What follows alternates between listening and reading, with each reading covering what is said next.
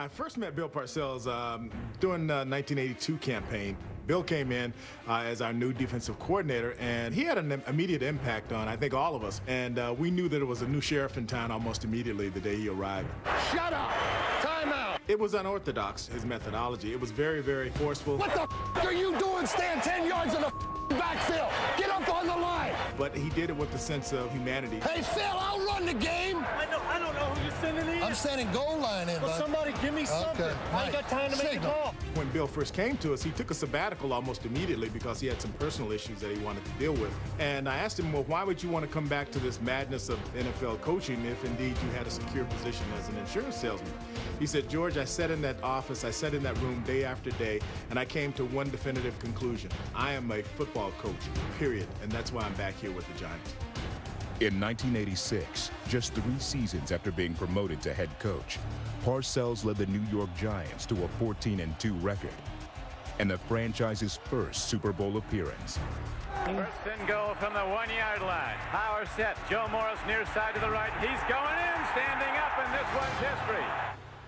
4 years later in Tampa, for Super Bowl 25, Parcells produced another stroke of brilliance.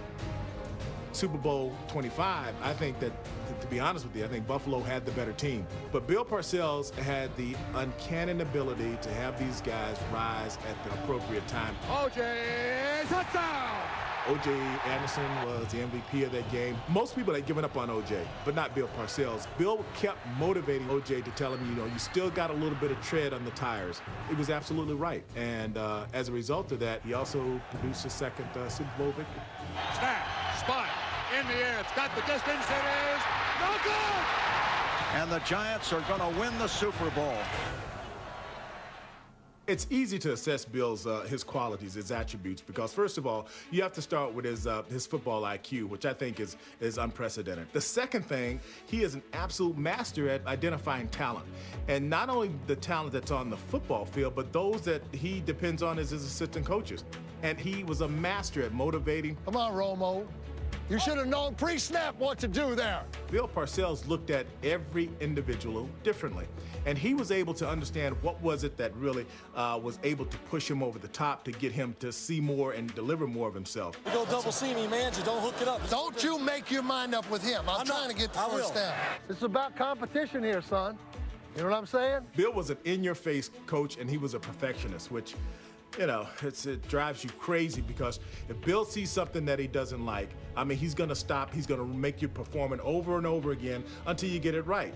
You're going to be tired of me. Oh, you're going to be tired of me. Come game day, he expects that same sort of execution out on the football field. That execution was the hallmark of a Bill Parcells team, as he remains the only head coach in NFL history to take 4 different teams to the playoffs. When you look at the swath of success that Bill has had over so many franchises, you can only come to one conclusion, that the man is a definitive winner, whether it's in New York, whether it's in Dallas, whether it's in New England. It didn't matter where Bill went. He's made teams relevant, and he's done it unapologetically, and he's done it, I think, very effectively. That's the way to go, fellas.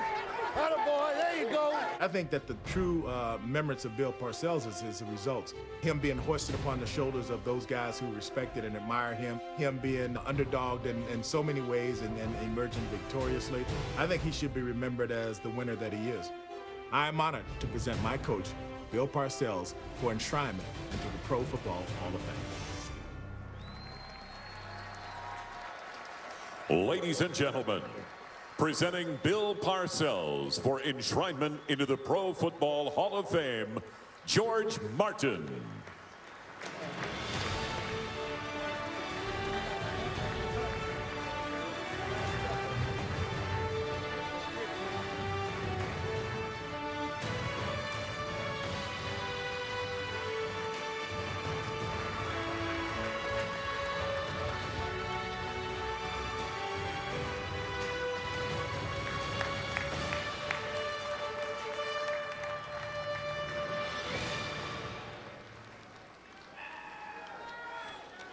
I want to thank George for his kind words, and I want to mention why I picked him to present me. In the 83, 4, 5 seasons in my formative years as a head coach, George was a co-captain along with the great Harry Carson. He was also my player representative. And in those days, the rules and regulations in the league weren't the same, and we had to figure a lot of things out on our own. And George had to kind of please three masters: the organization, the coaching staff, and his own teammates. He was unwavering in his support to all three factions.